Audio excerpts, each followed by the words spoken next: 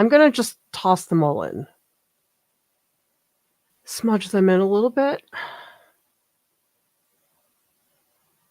This is the part I always look forward to, this part. Adding the highlights. It's like when everything happens. Oh, I love this. It's so cool. Adding those highlights. Oh, nice. Some of these will not be quite as bright as I want them to be. This brush might be too big, but I think I'm just going to leave it. So that's very opaque, what I just put down.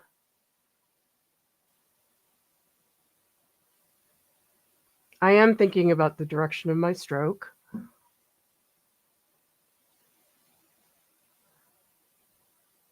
Yeah, wow, there's a lot of like, I know they look really ugly right now, everybody, but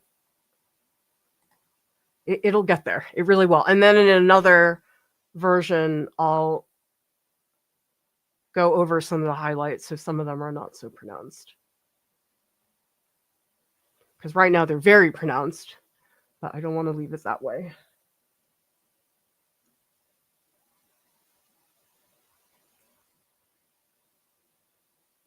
Ah, so nice. This is sort of like, you guys know when you do a portrait and you get to paint like that one dot in the eye.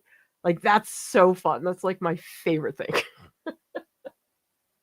This I'm going to make like nice and thick. Oh, wait, that's too thick. Okay.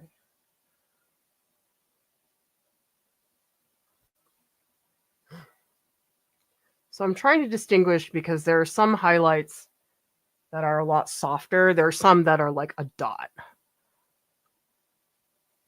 It's a really bright one down here at the bottom.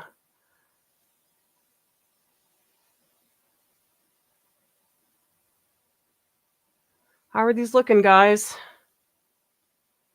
Was this the right time to put in these highlights? Oh, it's too thick. All right, I gotta work. I have way too much on my brush right now, so I'm gonna just go in and put some highlights that are a little bit lighter.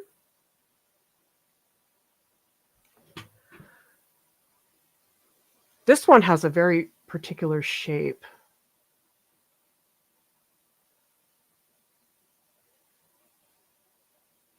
This one has a lot in them, actually. And there's a super bright one at the top. So that one's going to be very opaque.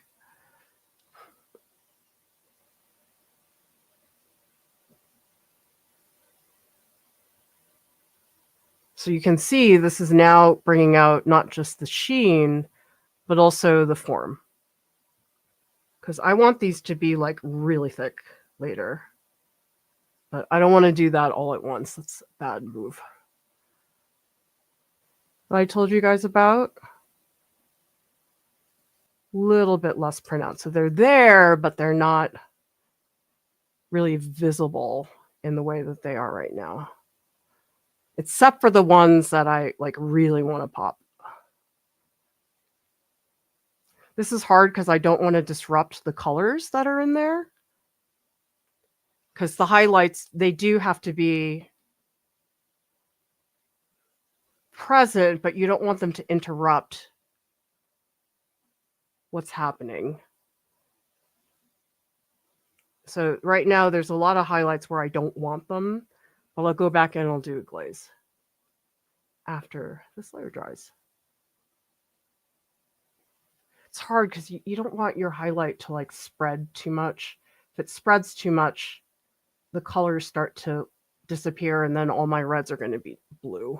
So I'm more sketching, scrubbing around the edge of that highlight.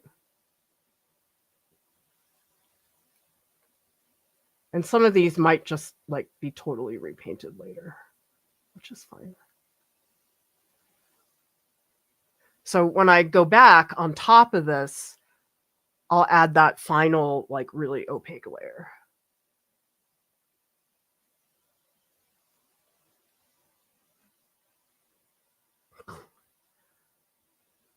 So a lot of these they're getting dark.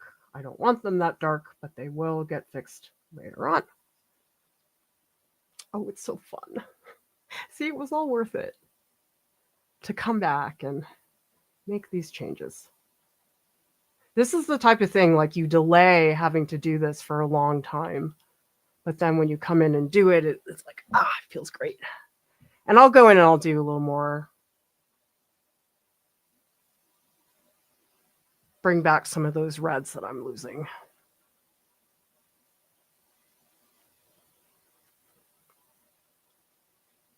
And I'm not looking at the reference photo much. I'm more just trying to see where I want that shift. Yeah, very scrubby right now. This one got way too bright. So this one I'm going to push down a bit.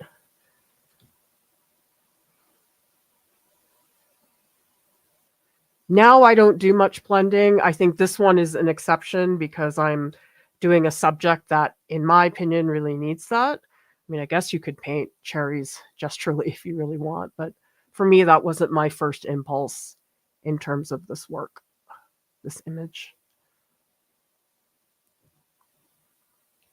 Yeah, a lot of these are starting to look a little chalky. I will go in later and maybe put like a light blue glaze on top because I don't want them to be like that. So a lot of the highlights, they're getting blended more. Okay, we're going to go and we're going to smudge a little more. And then that will be the point where I can step back and do changes next time.